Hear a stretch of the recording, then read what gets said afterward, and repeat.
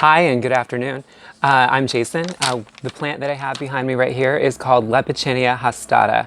This is also known as the Fragrant Pitcher Sage. This is an awesome plant. It's actually not a sage, it's Lepechinia, so it's in the same family. It's in the Lamiaceae family, aka the mint family, and the leaves are minty scented, which is really nice. This plant originates from Mexico.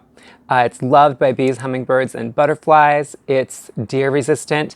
I think that it's gopher resistant because I have this here in a garden where there's gophers and they don't mess with it. It's very, very cold hardy, down to 10 degrees Fahrenheit, possibly down to 0 degrees Fahrenheit. It is right here. I'm going to give you a quick look at it. And so yeah, here we go. And right now it has these lovely magenta blooms right there. And our local hummingbird is just addicted to this plant. It loves this plant. We have a spent flower spike here.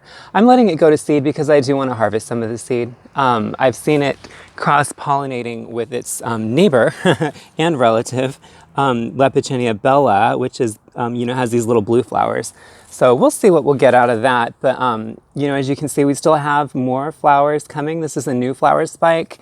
This one's just starting. This scenty foliage, if you pinch it and smell your fingers, it smells super minty. This is an awesome plant. It's rhizomatous, but it doesn't travel too far. It just kind of stays within like a 3 by 3 foot perimeter around the base of the plant. The plant itself grows 4 to 5 feet tall and wide. And, it's in bloom right now in September here in California.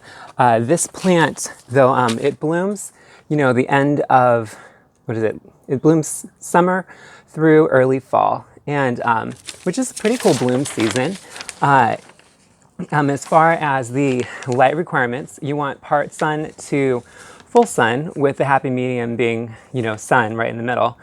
This one gets part sun, so and it's doing great. It loves this spot. It has good drainage. This plant likes loam, sand, or clay soil. It likes a soil pH of acidic to neutral, so it's adaptable. As far as the fertilizing requirements, you can fertilize this if you want. It doesn't really need fertilizer, but if you did, I would do a 5-5-5, and once in the spring and once in the summer. As far as propagation, you can propagate this via seed, or it should work via cuttings. It is rhizomatous, and so a lot of times with rhizomatous plants, you can also propagate it by division. As far as the water requirements, this is a drought-tolerant plant, so pretty awesome. They become more and more drought-tolerant the more they establish and, dig deeper roots into the soil in your garden. So once you've had them for a year or so, they become even more drought-tolerant.